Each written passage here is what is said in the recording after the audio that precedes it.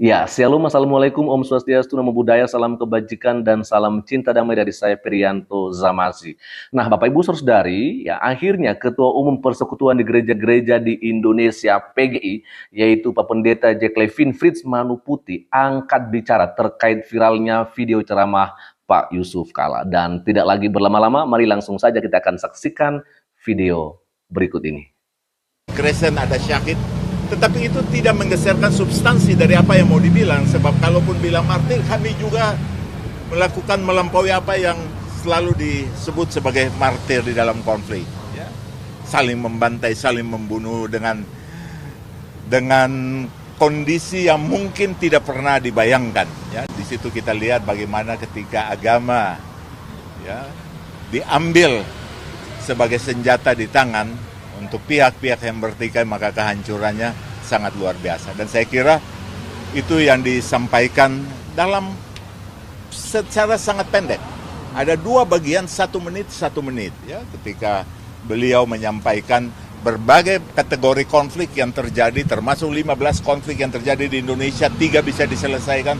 Salah satunya adalah konflik Ambon dan Poso dalam bingkai konflik agama, dan kenapa agama, karena ada ya pandangan-pandangan seperti ini dan lain-lain. Saya kira substansi itu yang harus kita angkat untuk kembali meletakkan agama dalam panggilan dan misi mulianya sebagai agen perdamaian, bukan agen konflik. Dan ini betul-betul mengingatkan itu jangan lagi terulang. Kami selalu katakan sebagai teman-teman yang mengalami itu langsung di lapangan, jangan mudah untuk terhasut oleh agama. Tidak mungkin manusia berkonflik dan meminta Tuhan untuk terlibat di dalam konflik. Ya, itu sama sekali melanggar nilai-nilai mulia dari agama. Karena itu malam ini kami bersilaturahim ya untuk memperkuat dialog dan rajutan-rajutan kebangsaan yang harus terus-menerus dipupuk dari level para pimpinan sampai di level grassroots, di level komunitas. Biasakanlah berjumpa untuk mendengar langsung, untuk berbicara langsung. Biasakanlah berjumpa untuk mengklarifikasi secara langsung ya. Saya kira itu barangkali yang bisa saya sampaikan pada malam hari ini setelah kami melakukan percakapan yang tertutup sebenarnya, intim ya, karena ini silaturahim yang ya kita bisa berbicara semua hal. Di dalam ada Profesor Din yang juga mendampingi, yang Pak Din juga terlibat ya dalam perjanjian Malino, datang setiap saat waktu itu, bahkan ketika di Malino pada perjanjian Malino 2 di mana kami ikut hadir, beliau juga hadir, dan ada beberapa teman yang hadir. Ada Ketua Sinode Gereja Protestan Indonesia di bagian barat turut hadir ya. Ada juga Pak Sekretaris Umum, ada Sekretaris Umum dari Gereja Protestan di Indonesia, Pendeta Hendrik dan lain-lain. Ya kita ya membangun suasana yang ada banyak sekali peristiwa kebangsaan, masalah kebangsaan ini yang membutuhkan energi bersama, lintas agama untuk kita hadapi, kita sikapi bersama-sama. Jadi jangan kita menjadi terpecah oleh isu-isu yang mungkin saja dikemas, dilemparkan untuk membenturkan kita di lapangan, saya kira. Ini berlangsung percakapan akrab sambil makan malam dan minum kopi antara tuan rumah Pak Yusuf Kala dengan sejumlah tokoh umat Kristiani, langsung dihadiri oleh Ketua Umum PGI, Dr. Pendeta Jeki Manuputi, dan juga Sekjen dan sejumlah pendeta, dan juga dihadiri oleh tokoh dari Konferensi Wali Gereja Indonesia. Pertemuan malam ini menjadi penting karena pertemuan di Malino, Sulawesi Selatan untuk perdamaian konflik Poso dan konflik Ambon 2002, 24 tahun yang lalu, yang berhasil menimbulkan kerukunan antar umat Islam dan umat Kristiani, terakhir ini tercederai dengan adanya pihak yang bersengaja memelintir pernyataan Pak Yusuf Kala dan juga mengadukannya ke kepolisian, ini sungguh berbahaya sekali karena dapat menimbulkan luka lama dan juga menimbulkan konflik di antara umat beragama. Maka pesan saya kepada saudara-saudara yang mempersoalkan ceramah Pak Yusuf Kalla di Masjid Kampus UGM agar jangan memelintir. Saya menjadi saksi pertemuan Malino karena diajak oleh Pak JK sebagai Sekretaris Umum MUI bersama Sekretaris Umum PGI Pendeta Lambe waktu itu untuk adanya perdamaian.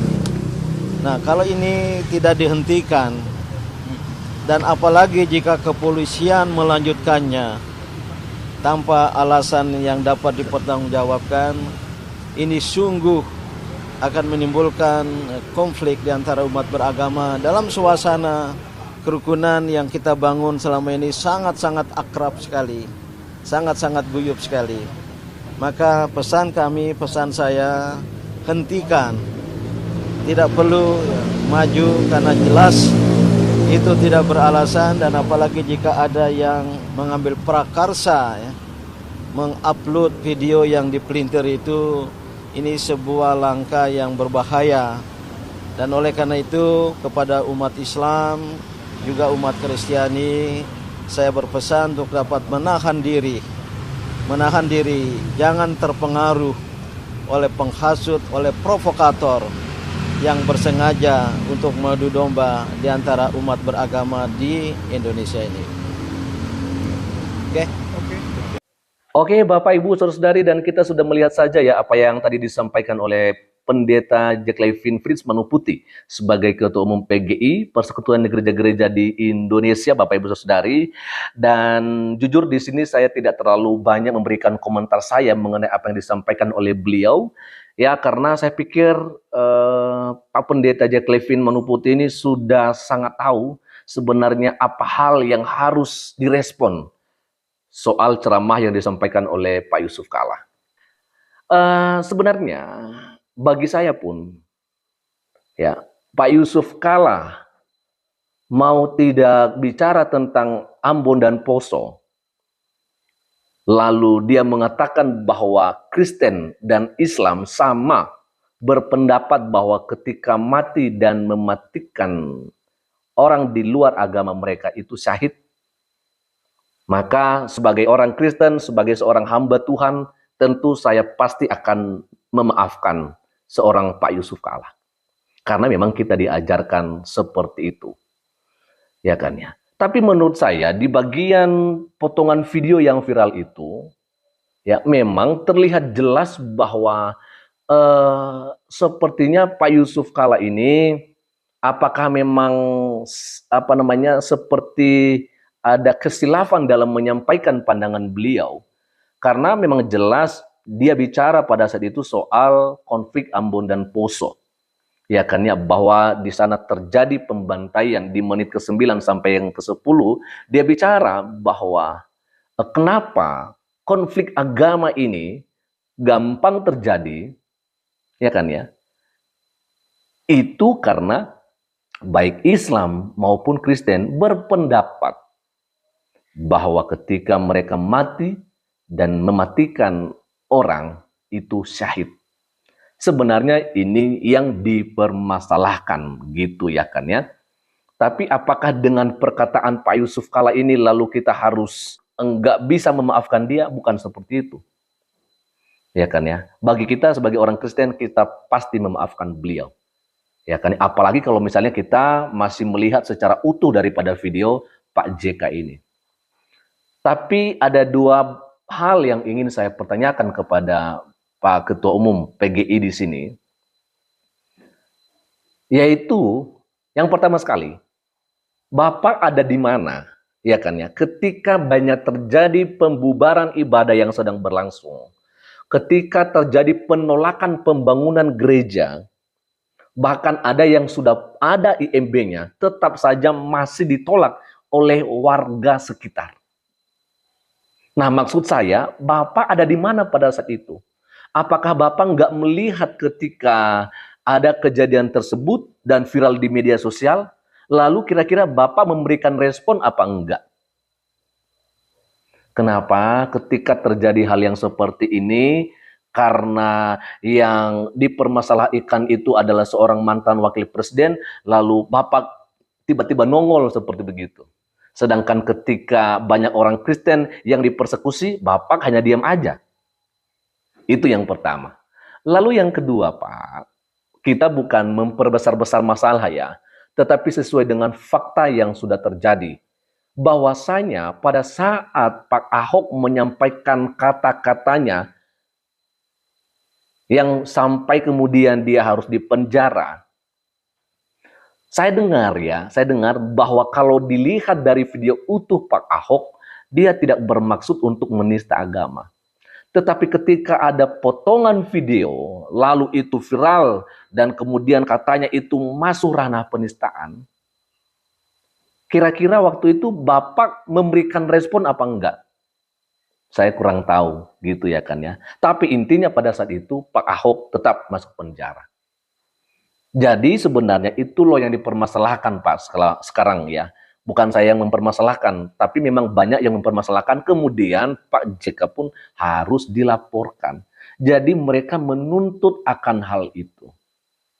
Ya.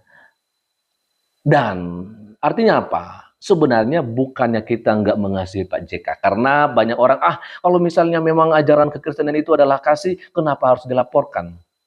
Justru karena kita mengasihi Pak JK, lalu kemudian dia dilaporkan, yaitu sebagai sebuah bentuk kita mengasihi beliau. Jangan sampai ke depannya akan terulang lagi hal yang sama, ya, sehingga ada efek jerah seperti begitu. Ya. Nah, bagi saya tidak bilang bahwa memang Pak JK harus diadili atau bagaimana harus dihukum dan sebagainya. Tetapi dalam pandangan Bapak itu semacam melakukan suatu pembiaran seperti begitu. Bahwa hal-hal yang seperti ini bisa dibenarkan. Karena jelas saja martir dalam kekristenan itu bukan ketika berperang, bukan ketika ada konflik, bukan seperti begitu Pak.